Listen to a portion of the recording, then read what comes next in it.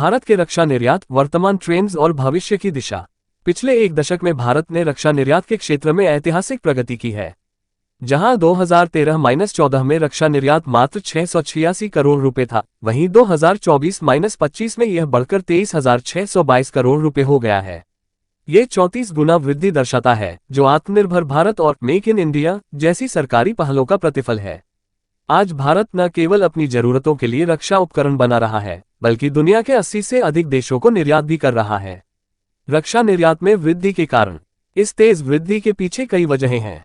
नीतिगत सुधार। सरकार ने रक्षा उत्पादन और निर्यात को बढ़ावा देने के लिए लाइसेंसिंग प्रक्रिया को सरल किया है।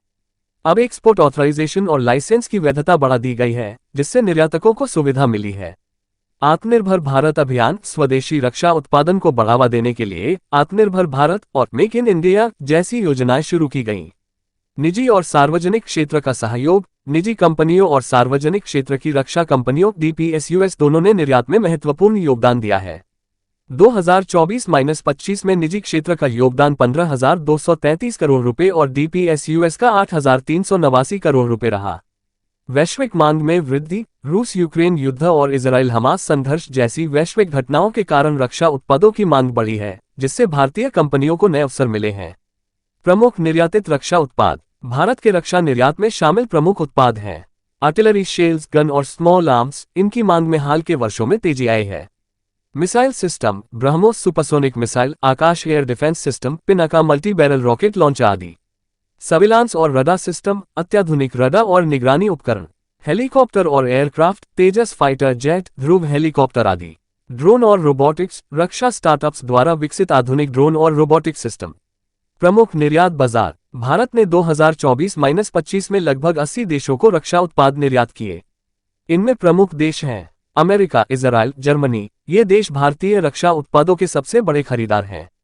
Philippines, Vietnam, Indonesia, Malaysia BrahMos missile और अन्य उपकरणों के लिए चर्चा में है। आर्मेनिया, भारतीय हथियारों की बड़ी डील हुई है।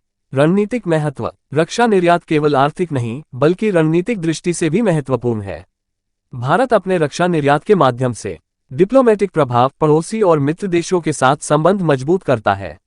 क्षेत्रीय सुरक्षा। चीन और पाकिस्तान जैसी चुनौतियों का मुकाबला करने के लिए क्षेत्रीय साझेदारियों को मजबूत करता है।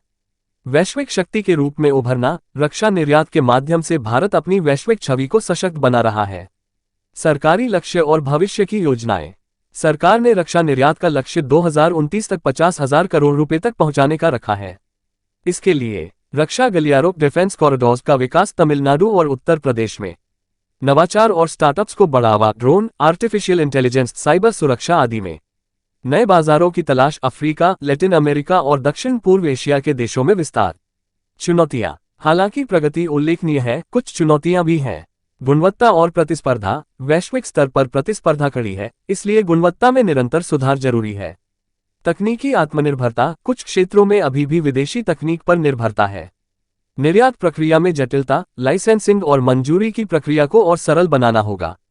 निष्कर्ष। भारत का रक्षा निर्यात क्षेत्र एक नए युग में प्रवेश कर चुका है। आत्मनिर्भर भारत और मेक इन इंडिया जैसी पहलों ने देश को आयातक से निर्यातक बना दिया है।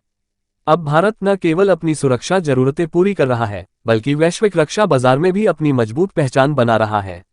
आने वाले वर्षों में यदि यही रफ्तार बनी रही, तो भारत रक्षा निर्यात के क्षेत्र में विश्व के शीर्ष देशों में शामिल हो सकता है।